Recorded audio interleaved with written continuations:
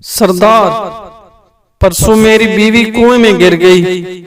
बहुत चोट लगी बेचारी को, बहुत चीख रही थी। दोस्त अब कैसी है? सरदार अब ठीक है, कल से कुएं में से आवाज नहीं आ रही। पाकिस्तानी औरतें शॉपिंग 3 हिस्सों में करती हैं।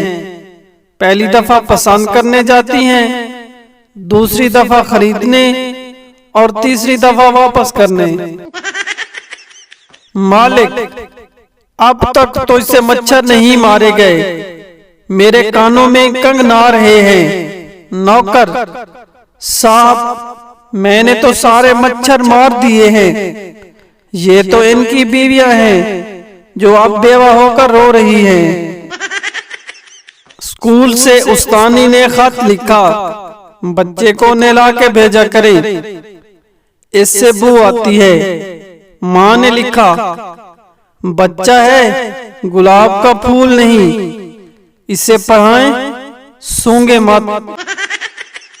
टीचर, क्लास में लड़ाई क्यों नहीं करनी चाहिए?